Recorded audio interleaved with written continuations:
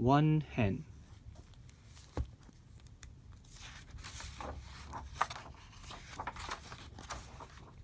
One hen. How one small loan made a big difference. Kojo tugs the knot tight and hoists a bundle of firewood onto his head. Since his father died, he has had to quit school and help his mother collect wood to sell at the market. It is the last load of the day, and he is tired and hungry. Kojo and his mother live in the mud, in a mud-walled house with an open fire for cooking. Beside it is a garden where they grow their own food. They never have much money or much to eat. As Kojo nears the house, he can smell his mother's fufu cooking, their main meal made from cassava and yams. He begins to walk faster. This is the loan that Kojo gets.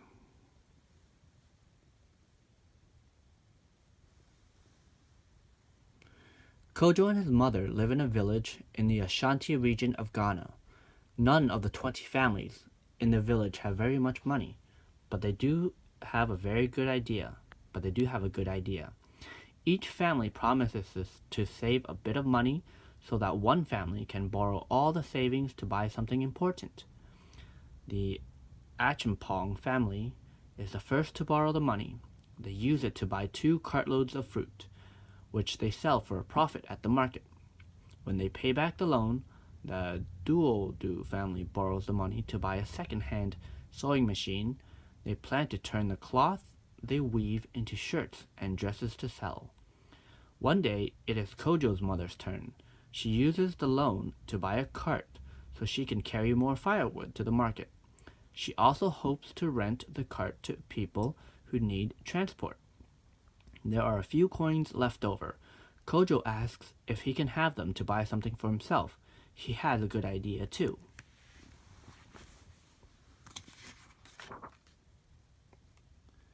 Kojo's idea is to buy a hen. He and his mother will eat some of the eggs it lays and sell the rest to the market. At the market, there is a farmer in the neighboring village with many hens, and Kojo will ask to buy one. It takes Kojo 2 hours to walk to the chicken farm. By the time he arrives, he is hot and dusty.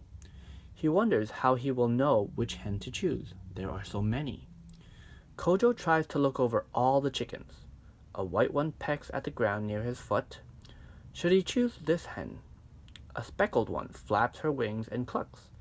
Perhaps she is the one. All at once, Kojo spies a plump brown hen with a bright red comb sitting in her nest and puffing out her feathers. She looks as if she would enjoy laying eggs. Now he doesn't have to think. He knows in his heart that she is the one. Kojo pays for the brown hen and puts her in a wicket basket. He gently covers the hen with a cloth and lifts the basket onto his head. As he walks home, he dreams about the future, and he sees a lot of eggs in it.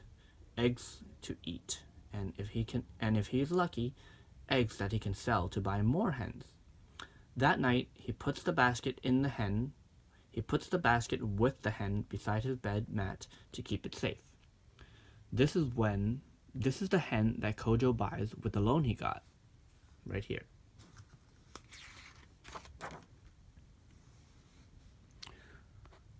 Kojo makes a nest for his hen from an old wash powder box and checks it for eggs every day. On the first day he finds nothing. On the second day, still no. But what is this in the corner under some straw? A smooth brown egg. Kojo is lucky indeed. His hen does seem to enjoy laying eggs. She lays 5 eggs the first week. Kojo and his mother eat 1 egg apiece, and he saves the other 3 for the market on Saturday. On market day, he walks among the stalls of fruit, vegetables, meats, kente cloths, and calabash bowls. He finds a good place to set down his small basket and call out for customers. Kojo sells 2 eggs to Ma Achimpong and 1 to Ma Duodu. He clutches his egg money tightly so he won't lose it. He is about to pack up his basket and go home when he finds another. When he finds another treasure.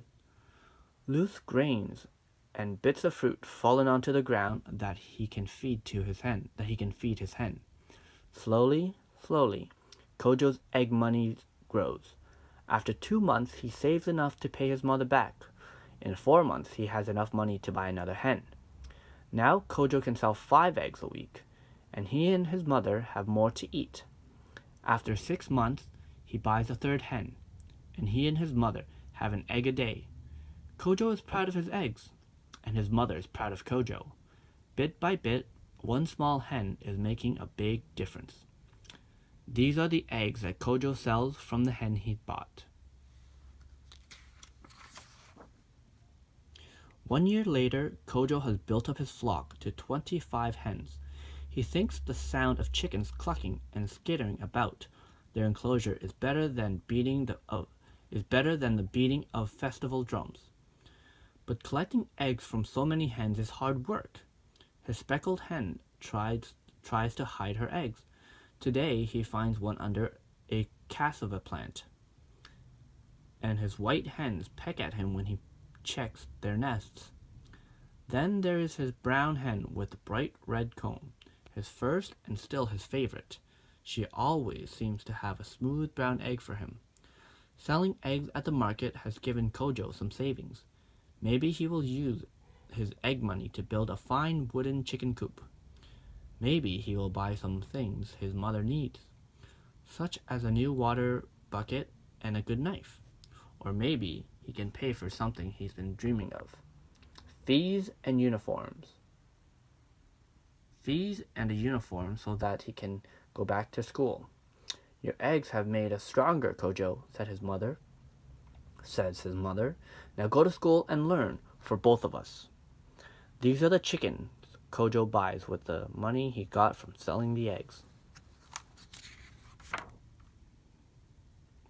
This is the school Kojo attends with the fees he paid from the money he made selling his eggs. Kojo's uniform feels stiff and new as he walks to school. With each step, his lips move silently, reciting the ABCs and numbers he learned before his father died.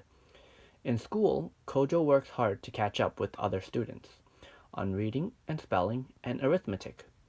Later, he learns to write essays and solve math and science problems.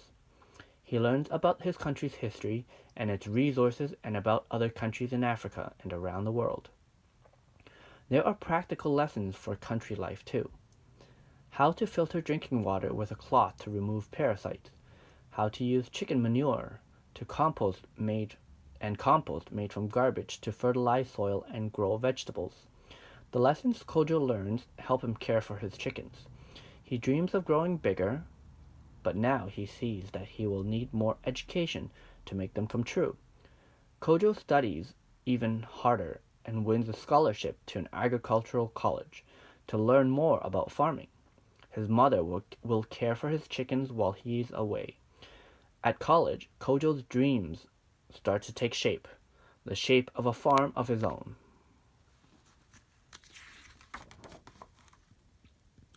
After Kojo finishes college, he decides to take a big risk.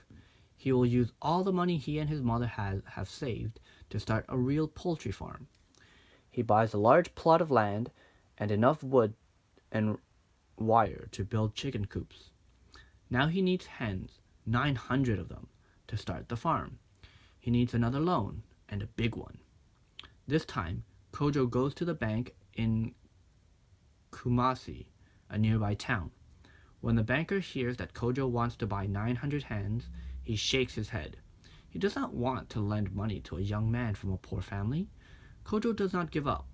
He goes to the capital city, Accra, and visits the bank's headquarters. Kojo waits and waits to see the bank president. The bank is near closing when finally the president agrees to see him, but not for long. He is a busy man. Kojo tells the banker that he is schooling and will work hard. The banker has heard such stories before and frowns.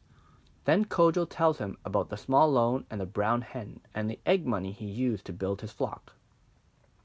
The banker sits back in his chair. He taps his fingers together. This is not a story he hears every day. He smiles and nods. Kojo will get his loan. The banker and Kojo shake hands. Back home, Kojo buys his hen. Soon there will be eggs. So many eggs that he will need helpers to collect them all.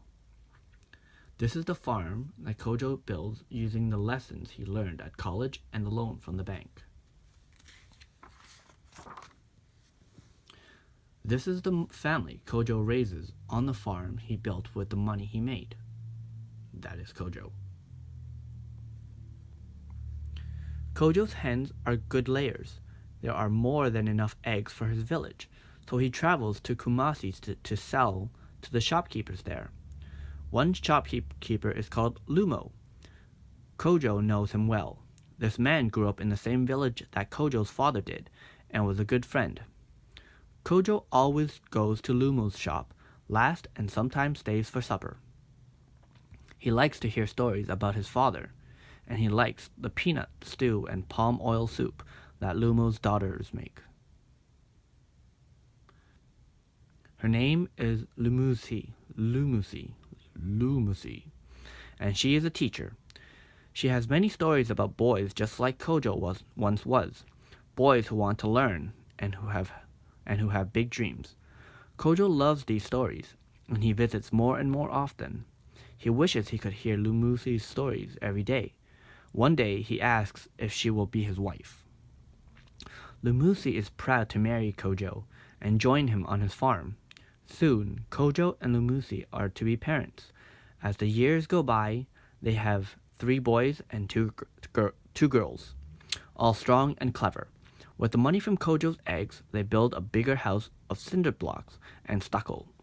Kojo's mother comes to live with them and tend the garden. She will never have to sell firewood again.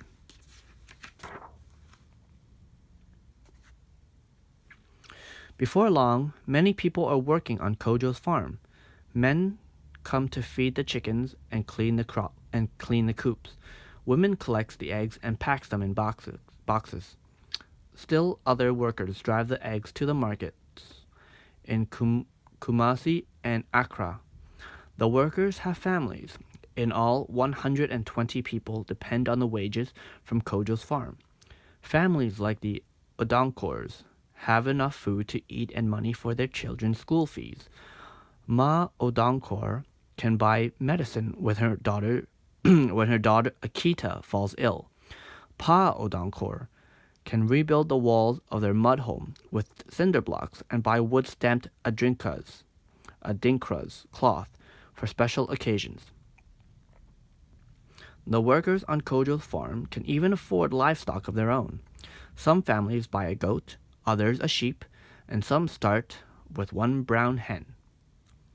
These are the people Kojo hires to work on the farm he built.